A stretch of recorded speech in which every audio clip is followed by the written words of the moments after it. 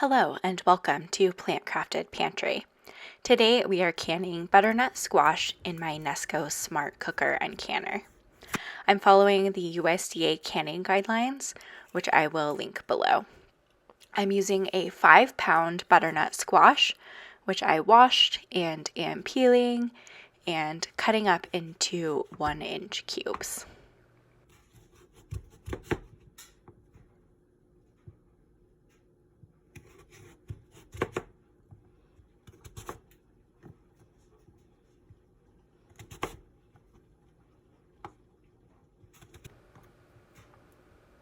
I'm putting those cubes into my steamer basket, which I will use to blanch them, and removing the seeds and stringy bits before cutting the bottom of the squash into cubes.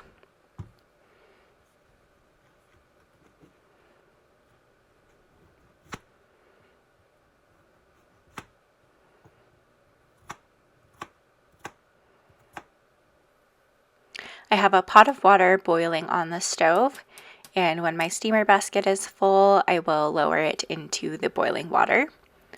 And then once it comes back up to a boil, I'll set a timer for 2 minutes and then remove the squash from the water. This took 2 batches for the 5-pound squash. Here I have 4 clean, hot, wide mouth quart jars, and I'm filling them with the squash and then covering them with fresh boiling water to 1 inch of headspace. Then debubbling and adjusting the headspace if needed.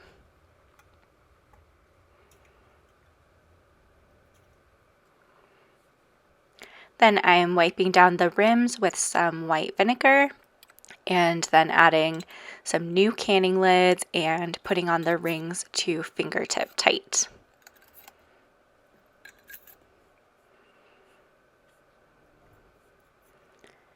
And then we'll get those loaded up in the canner. I have the canning rack in the bottom as well as 8 cups of hot water. So I'm loading the jars in.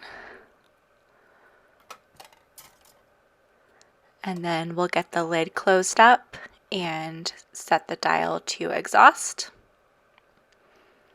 And then for pressure canning, we push high and then set our canning time, which is 90 minutes for quarts. And then start. And you'll see the chasing lines as the canner starts heating up. And then when it starts steaming, the display will go to E10 and we'll count down the 10-minute exhaust. And when it gets to 0, we'll switch the dial to airtight.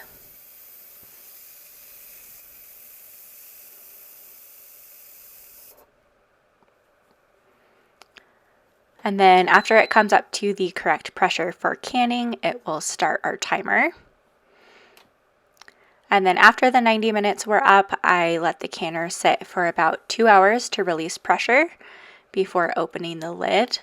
I always do this partially at first to let some more steam out and then open it fully after another couple of minutes and then let it sit for another few minutes before getting the jars out.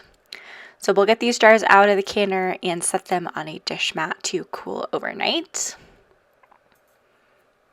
So here is what the squash looks like straight out of the canner.